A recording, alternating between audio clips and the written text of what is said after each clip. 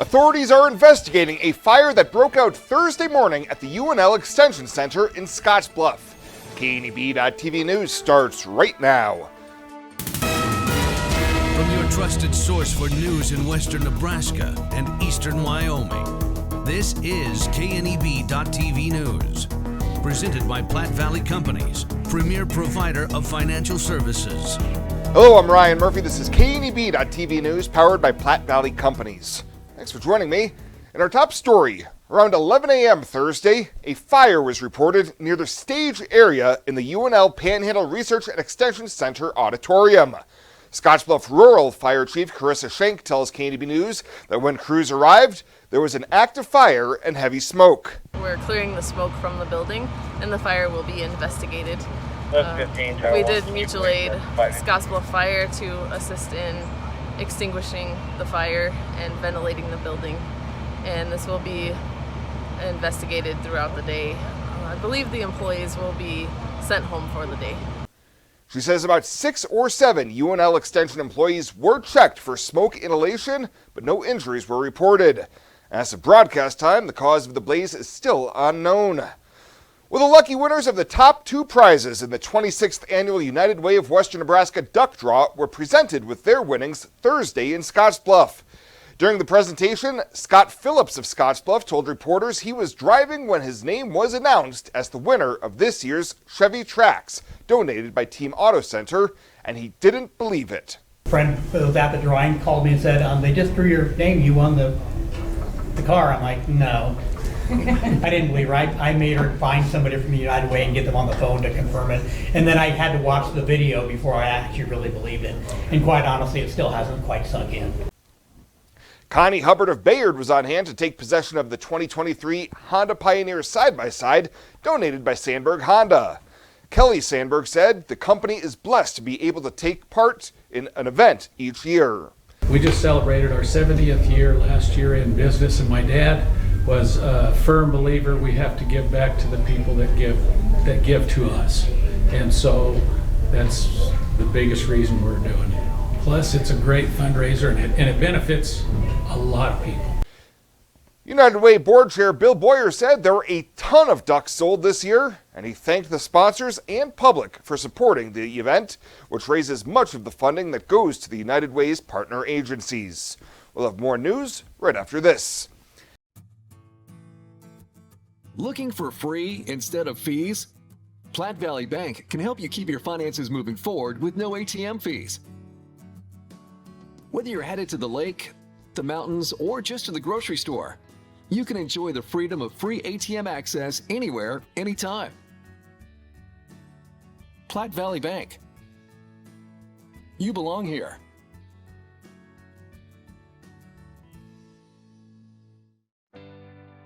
Life Care promises us that we are looked after and taken care of properly. If I didn't have Life Care, I would be probably scared to death about having enough money for when I got older or when I got sick.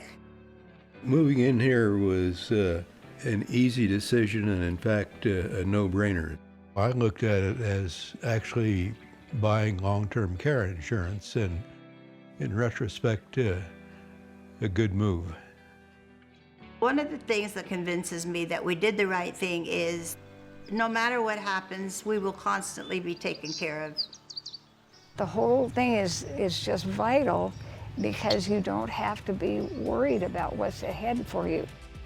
It's there, it's in black and white, and that's reassuring.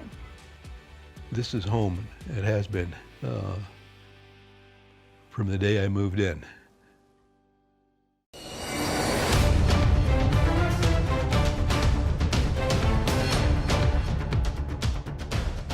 Hi, this is Jason Jorgensen, and once again, time for Husker Chat, brought to you by Acres Equipment. As always, we're joined by Sean Callahan, publisher of Husker Online, as we talk Husker football.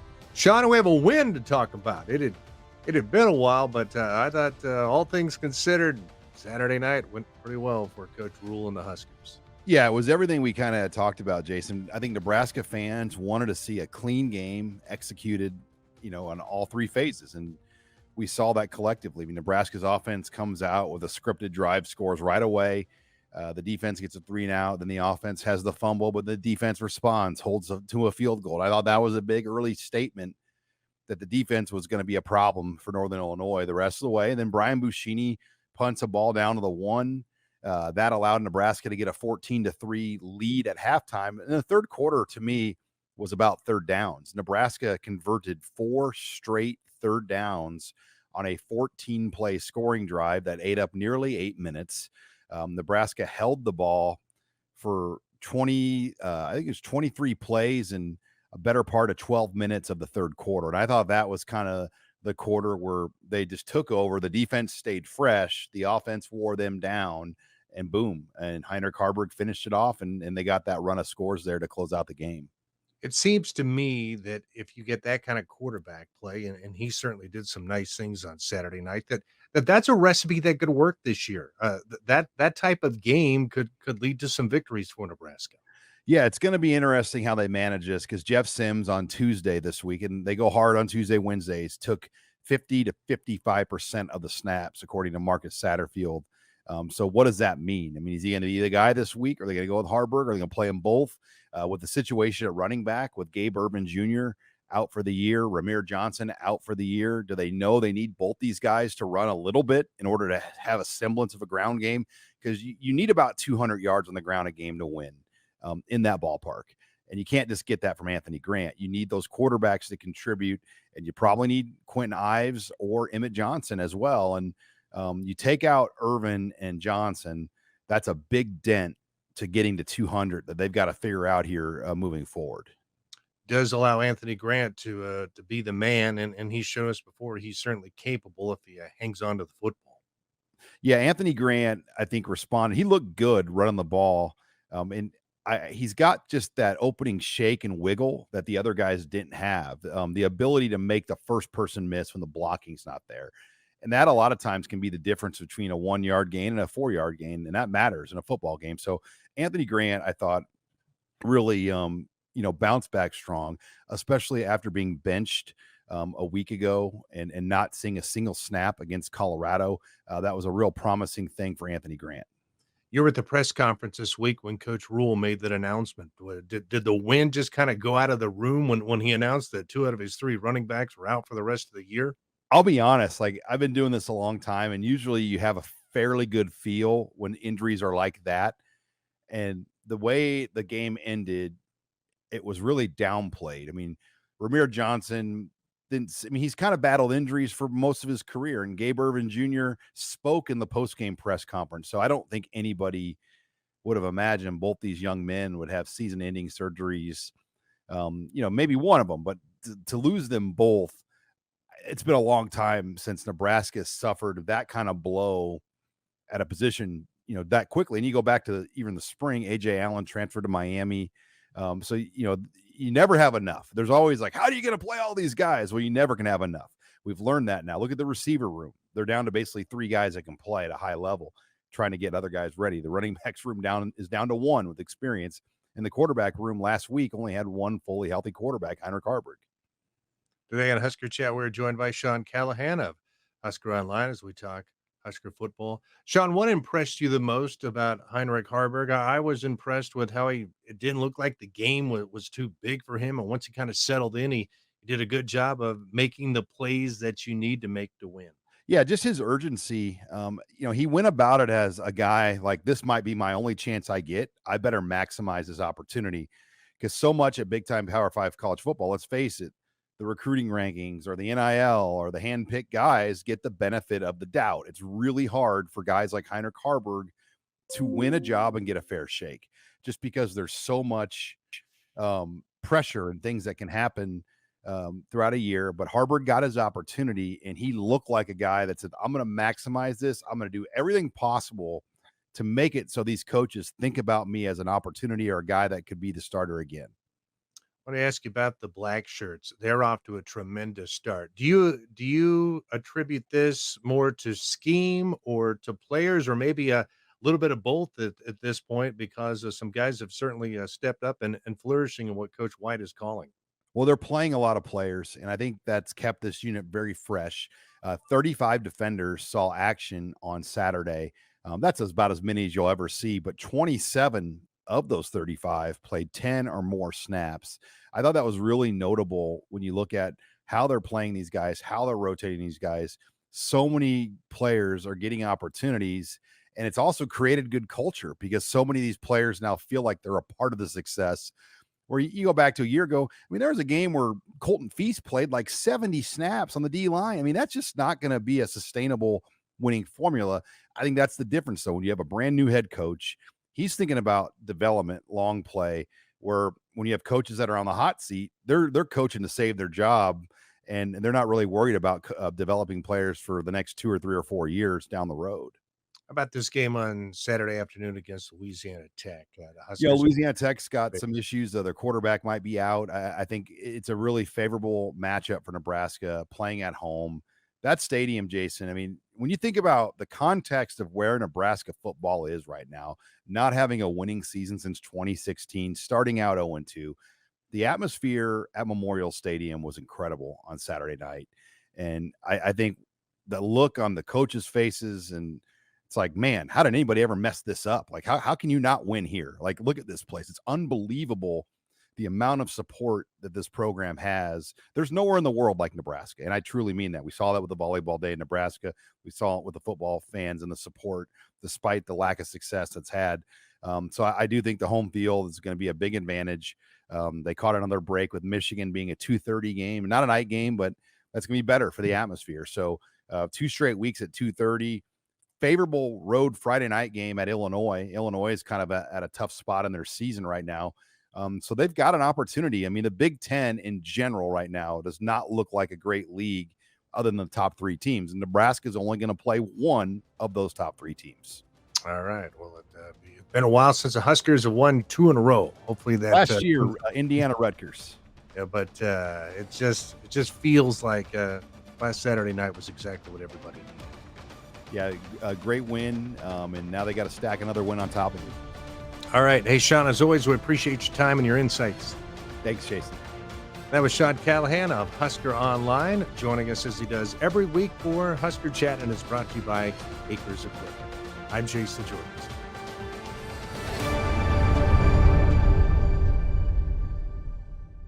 Welcome to Kelly's Liquor, your liquor cabinet. Whether you're a wine enthusiast, a whiskey sommelier, a tequila connoisseur, or you just love your beer, Kelly's has the best selection of what you're looking for. Family owned and operated since 1946 and right on 27th Street in Scottsbluff.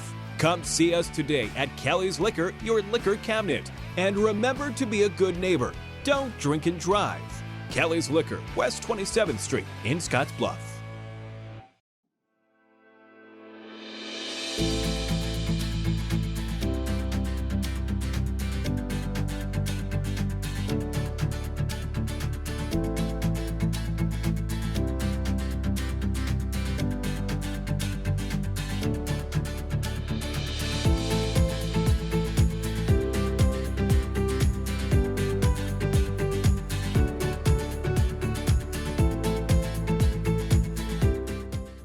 Fly United Airlines, operated by SkyWest with Western Nebraska Regional Airport. United is dedicated to going the extra mile for you with daily flights to and from Denver, along with a commitment to excellent service. Reserve your flight today, and remember, United miles can be earned and redeemed with your flights. While at the airport, stop and enjoy authentic Italian food at Roma Italian Restaurant. Plus, Hertz Thrifty Car Rental is there for your car rental needs. Make life easier, relax, and get on board with Western Nebraska Regional Airport.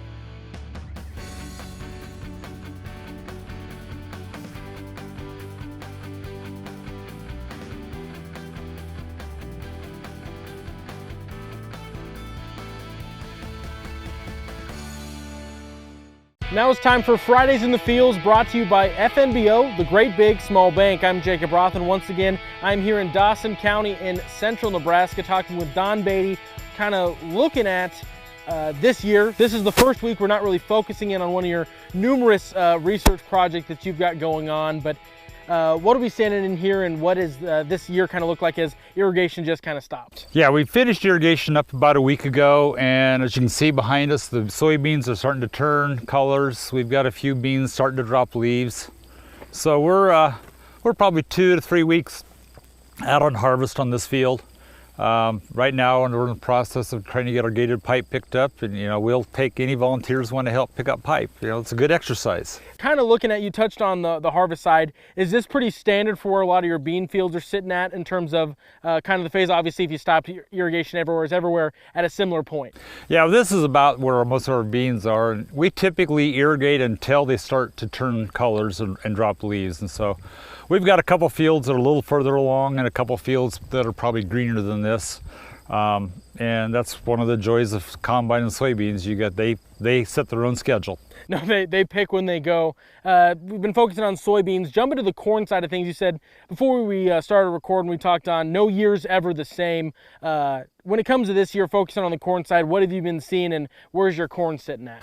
Our corn's sitting, most of our starch lines are halfway down the kernel to 3/4 the way down. We don't have anything black layer yet.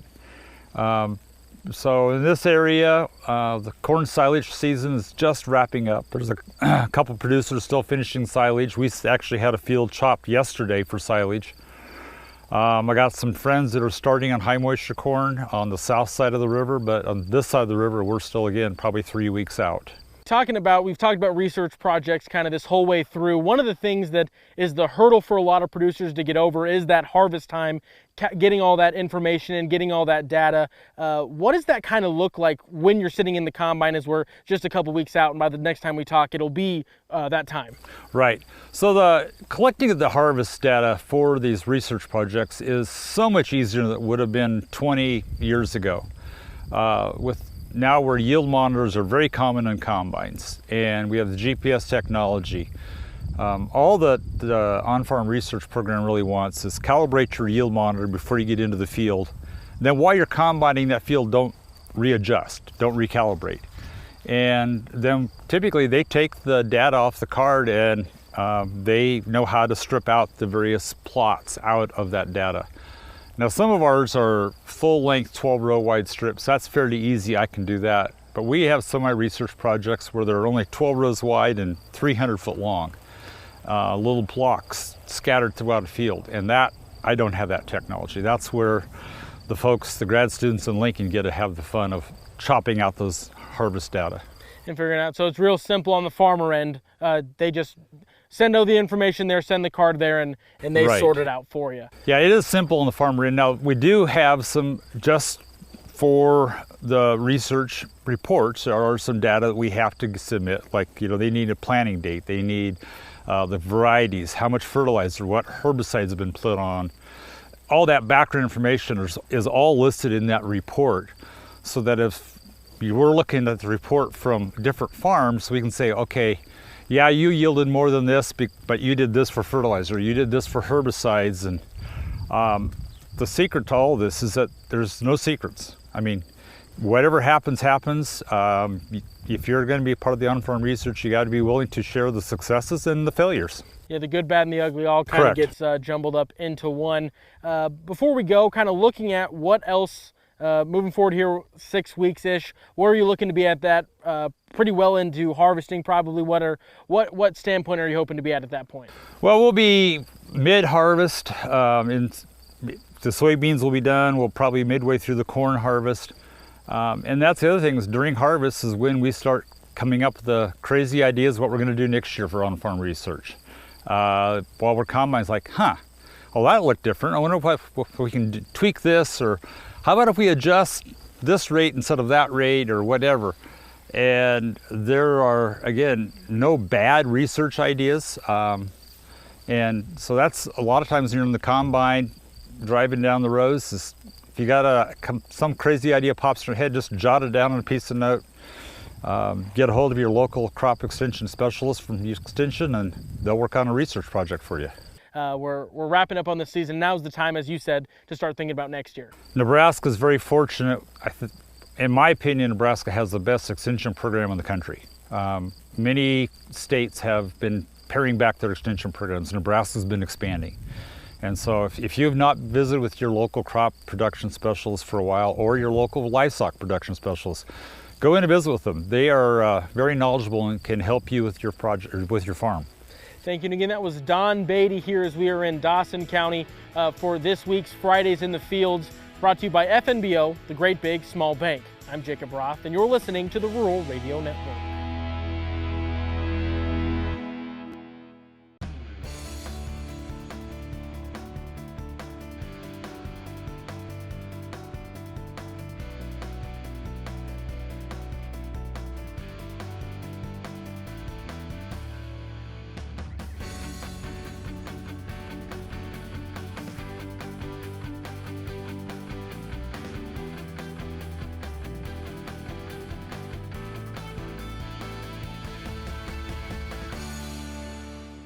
Logos in Gearing is the place to get all of your school spirit gear, personalized gifts, and promotional items for your business and employees, and banners for any special event. Logos is also the only place to stop for custom screen printing or embroidery. You can even design it yourself on their interactive website. Stop into Logos today. They'll design it, print it, and have it to you in no time. There's no job too big or small for Logos. That's Logos in Gearing.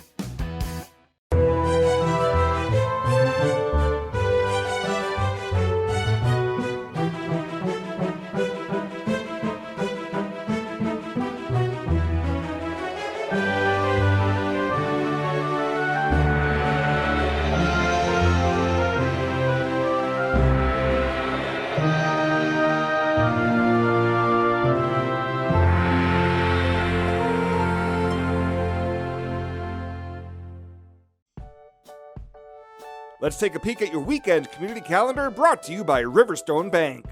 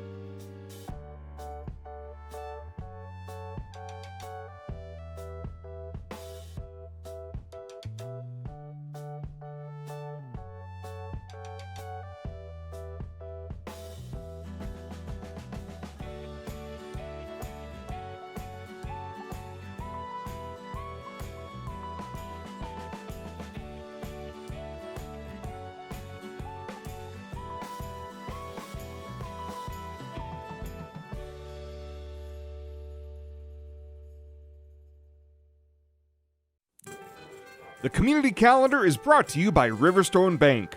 We're local and we love our community. You deserve to have a building that will last for generations. With more than 110 years of experience and thousands of satisfied customers, Morton Buildings is the industry leader you can trust. If you're planning for a garage, farm shop, horse barn, storage building for your RV, boat, or collectibles, there's no better time to buy. Contact your local Morton sales office or visit mortonbuildings.com to get started today.